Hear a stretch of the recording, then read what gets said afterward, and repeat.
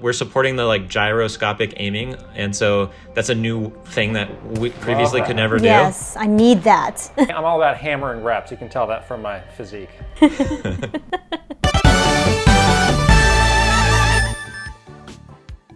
Hi guys, welcome back to Nintendo Minute. We are super excited today to be joined by a very special guest, Chad, who is the director on Apex Legends. Incredible. Thanks for joining Welcome. us. Yeah, welcome. Yeah, I'm excited. Thanks for having me. So we get to pick your brain a little bit before the game launches on Nintendo Switch and learn a little bit about the game and what might be, good tips for anyone that's a beginner. We're definitely beginners. I'm guessing a lot of people watching this video are beginners too, if they want to admit it or not. We're That's a all great here thing. to support each other as beginners. Yeah, I mean, Apex is a team game. We built it to be a team game. It's not your typical, go off on your own and camp kind of a game. So, when the game starts and you're in the dropship, one of your teammates is going to be appointed the jump master, and they get to decide where you enter the map.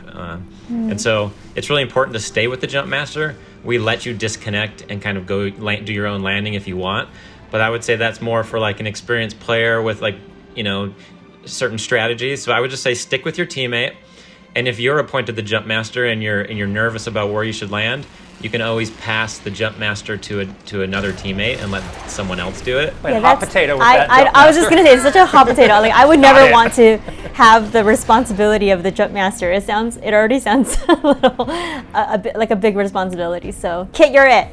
Oh no. You're it. Now, Chad, what about this game has so many characters and they're all so cool and so different. If you were, again, just starting from nothing, from the very beginning, who do you recommend? Yeah, I think there's a few characters that are really good for like beginner players, but also you can play them your entire Apex career, and they're actually very good characters. I'll start with Bangalore. Bangalore is I would say an easier character to play. She has a passive ability that just happens automatically, so you don't have to remember to use it. And it's called double time. So when somebody is shooting at you, you actually get an increased movement speed bonus. And it just, like I said, just happens. So you're in a gunfight, someone's shooting at you, now you're just moving faster. You don't have to think to push a button, so that's really great. Another good one is Octane. Octane actually regens some health automatically over time. So if you're a new player, you're forgetting to use your health packs and things like that, and you're frantic, you're just healing over time, which is great. Also, it's a lot of fun to throw down a jump pad, bounce up to a rooftop or launch your teammates, whatever it might be. I'll move on to Gibraltar, another great beginner character. Again, the passive ability just happens automatically. Gibraltar has an arm shield, so when you're ADSing your various guns, you actually have a shield that pops up on your arm and gives you some added protection against incoming fire. And it's an automatic thing, so maybe you'll stay alive a little bit longer with that added protection. And then my personal favorite is Lifeline. Lifeline has an AoE healing drone. So just really easy to heal you and your teammates. She has the ability to call down a care package that is basically just this drop pod that comes from the sky, and it has 3 doors that open up and give you free loot. And a lot of times it's better armor, or it's something like health or shield.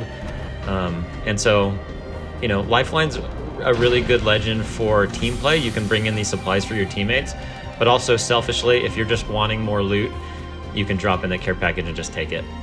Yeah, I like how all the different characters have sort of, a pretty wide range of abilities. I actually love playing any sort of healing characters in a game like this. So I think Lifeline might be probably going to become one of my favorites as well. Lifeline can just throw her drone out at a downed teammate, and the drone, it's called Doc. The Doc drone can actually heal the teammate, and you can remain in Safe. cover or in the fight. So that's an awesome added bonus. It actually makes Lifeline really powerful. That's Krista, super you cool. can make it rain care packages while I act a fool. You Sound can good? do that, and then I will just pick you take all up. the loot. Perfect. And you're also Loot, though. Loot. I want the loot. That's a we good can talk. segue. Let's talk about loot. I think loot is definitely one of the ways you can sort of gain an advantage when you're playing. Can you tell us a little bit more about how to strategically use all the loot in the game? Yeah, well, step 1, find a Mozambique. I'm kidding.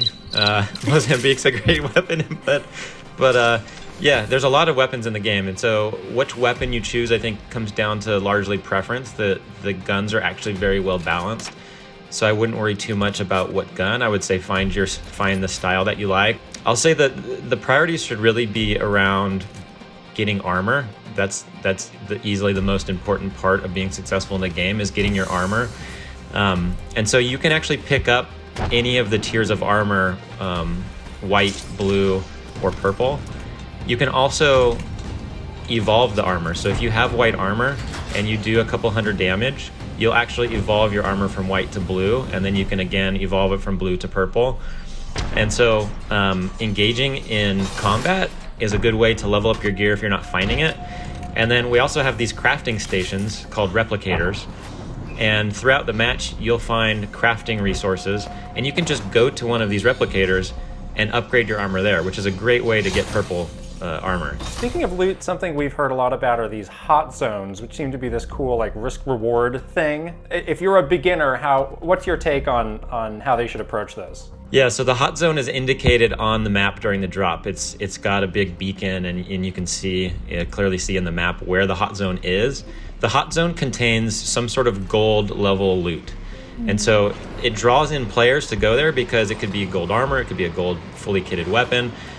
The negative of the hot zone is like a lot of people go there and it's going to be a hot combat zone. That's why it's called the hot zone. So I would say if you're a beginner player and you're looking to get repetition with the combat and fire the guns and get reps, the hot zone can be a great place to jump to and just immediately find a gun and engage in combat.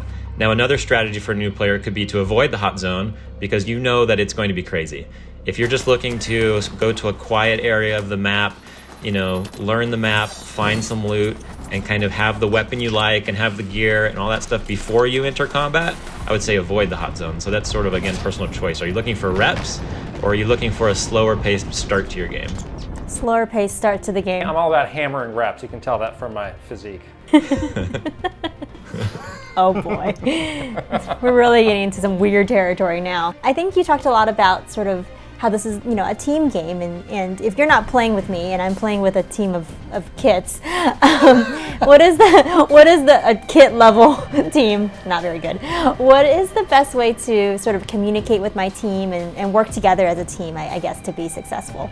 Yeah, that's a good question. We actually are really proud of this ping system that we built in the game. And it's interesting, we actually forced the dev team to play the game for months with no text chat, no head comms, no voice. And it allows us to build this really awesome ping system where you can communicate just about anything you need to with your teammates using the in-game ping system. And it's going to be on your bumper button on the Switch. You can ping enemies' location. You can also ping loot for your teammates and see pings that your teammates are pinging for you. Any other sort of unique aspects of the game on Nintendo Switch that you're excited about? We're supporting the gyroscopic aiming, and so that's a new thing that we previously could never do. Yes, I need that. Yeah, it's a lot of fun. I still need some more practice, but it's cool to kind of just aim in that way, and I think a lot of players are going to be owning a lot of people using that control scheme. No, thank you for that. And anytime there's a shooter coming to Nintendo Switch, that's always very highly requested from the community. So I think that's going to go over really well. That's going to be great. Yeah, glad we could support that right out of the box. So. Yeah, well, we're super excited. We can't wait. I think these are all really good tips for beginners, and we can't wait to jump into the game. Ready to dominate. Yeah, we're ready. We're ready now. We're gonna win now. It's gonna be awesome. Thank you so much for hanging out and sharing some of these great tips with us. Yeah, it's my pleasure. Thanks. All right. Well, I think we are going to wrap it up for today. And remember, Nintendo Minute is never a minute. We'll see you guys next week. Bye. Bye. Bye.